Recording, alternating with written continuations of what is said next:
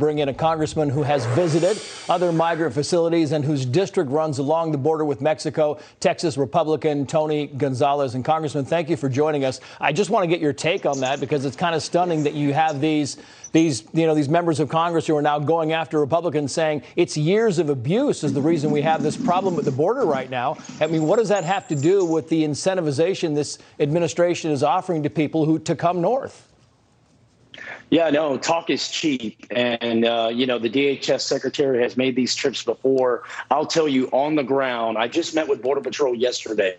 I met with farmers and ranchers yesterday. My district's 820 miles of border, 119 cities. Everyone is telling me the same thing. And Border Patrol in particular, in the Del Rio sector, is the second most active sector. 5,500 apprehensions this past month. The numbers are not going down. The issue is continuing to spiral. Right. This administration fails to act. There's things they can do today that will get Border Patrol out of the processing business and back into the national security business. They need to add immigration judges to the border to process cases, not in 2 years, but in 2 days. Yeah, and I want to play this soundbite because it's breaking now. This is Secretary Mayorkas just moments ago speaking at the border. Watch this.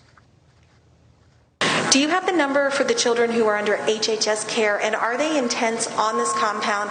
There was criticism that perhaps the administration is making it seem like the children were moved far away, but are they indeed here? What's different? I'm sorry, I'm not sure I understood your question. The numbers that I provided with respect to the children who are here in the Donna facility is an accurate representation of the number of children who are here in the Donna facility. But, Congressman, it's not an accurate representation. He is saying that the numbers are 88% down, that 88% fewer unaccompanied minors are being held by Border Patrol, but they're just being shifted to the tents next door, which are controlled by Health and Human Services.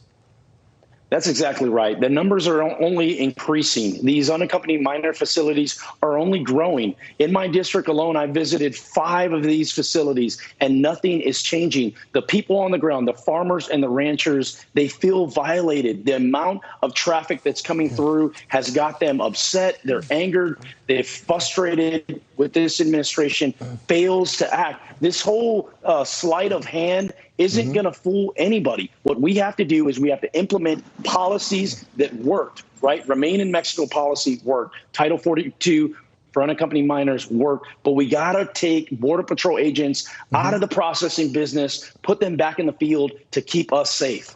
Yeah, and this, by the way, is not a partisan issue. Well, it is, but, down in Texas, your colleague, the Democrat, Henry Cuellar down there, said this is a shell game because they are just moving these kids from tent to tent. Congressman, thank you for joining us. We appreciate it.